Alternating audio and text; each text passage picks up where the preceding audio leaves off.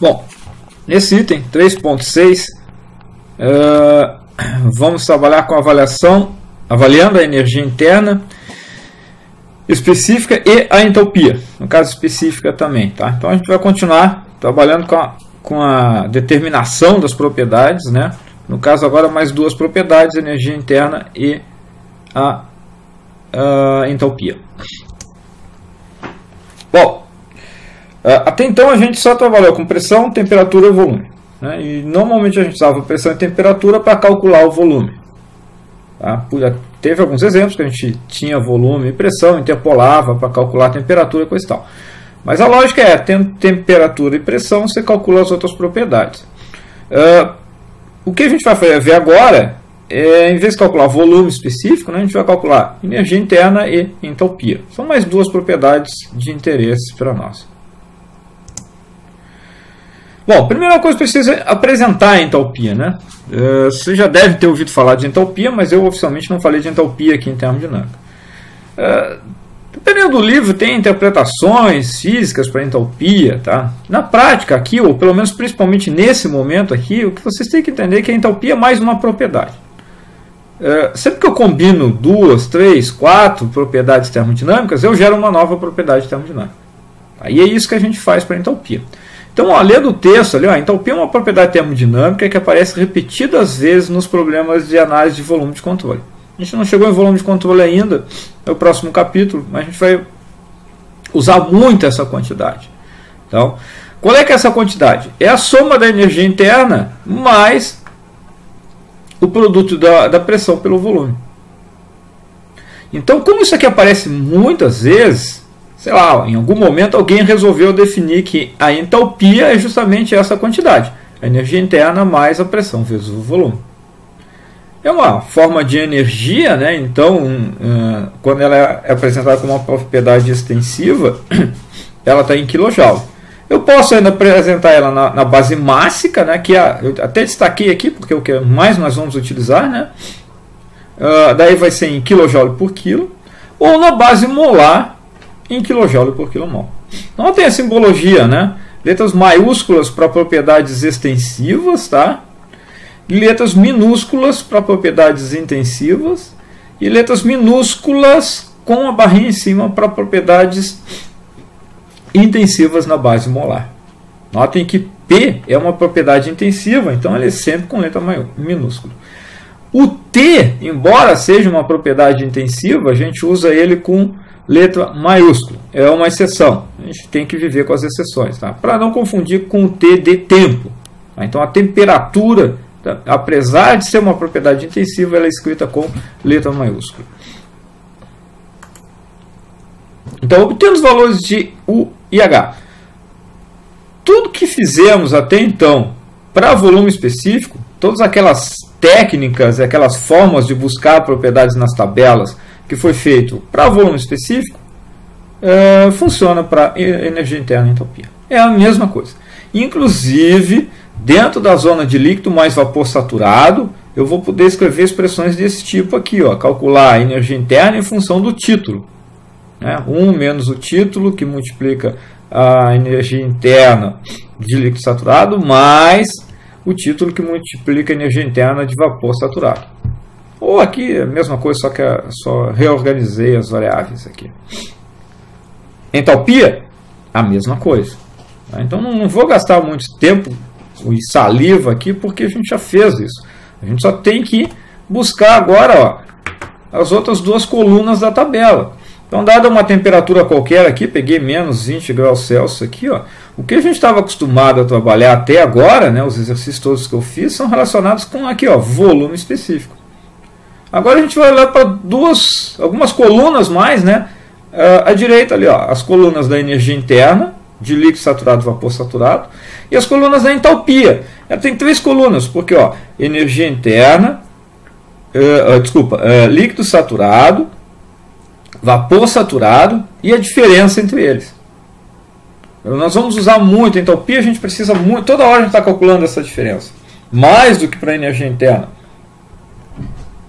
Então a tabela do nosso livro já traz essa continha aqui. Ó. No primeiro aqui é fácil perceber, ó, 222.88 menos 0 é igual a 222.88.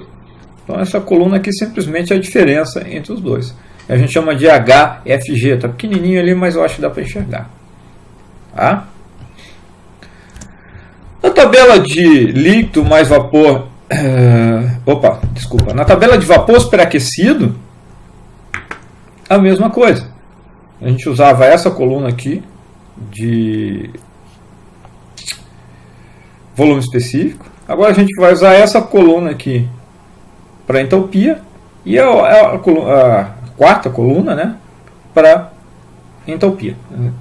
Falando tudo errado hoje, né? A terceira coluna para energia interna e a quarta coluna para entalpia. Não tem muito mistério, eu acho que não tem dificuldade nenhuma. Mais à frente a gente ainda vai usar uma quinta coluna aqui para entropia, uma propriedade que eu vou trabalhar com vocês mais para frente.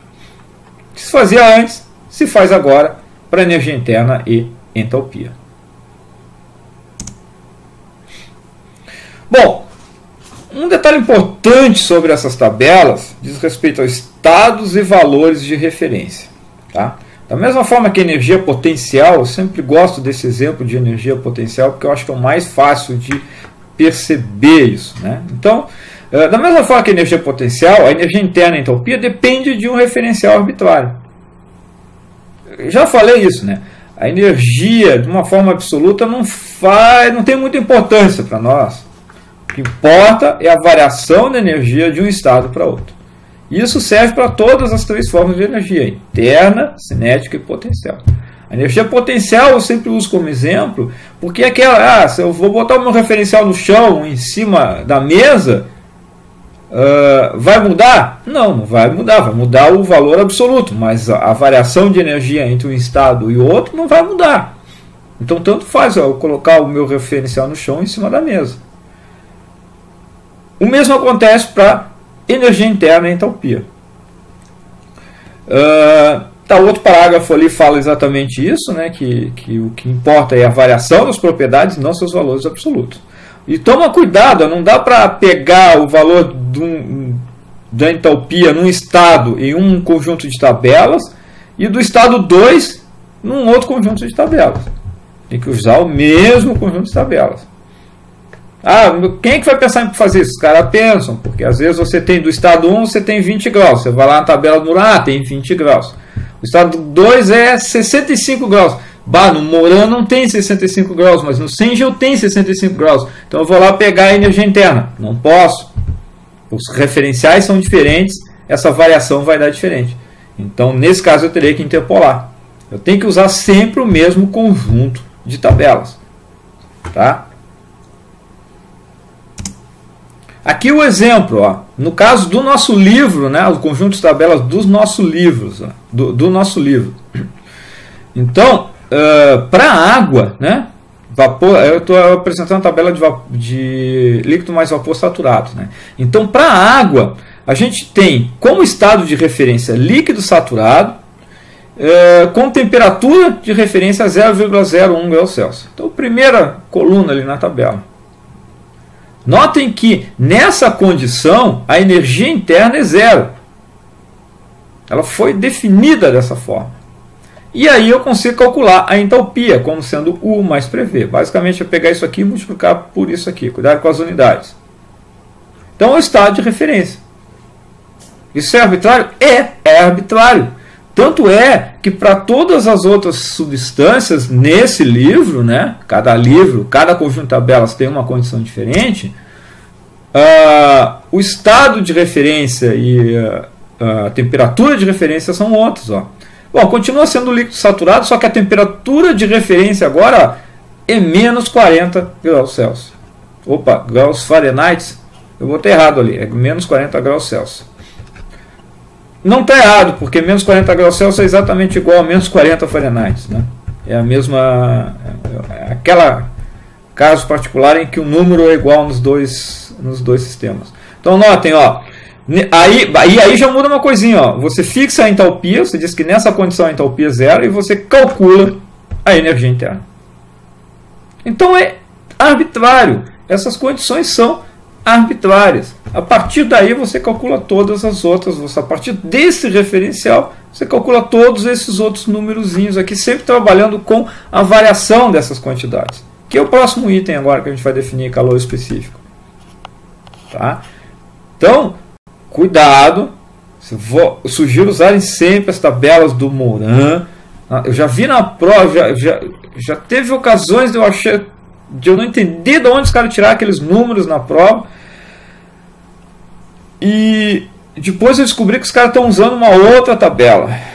Não complica, não vão complicar, vamos usar o livro-texto, porque as tabelas mudam de um livro para o outro. Até aqui, ó, esse aqui está de 5 em 5, nem é de 5 em 5, né? Tem um 36, aqui 32.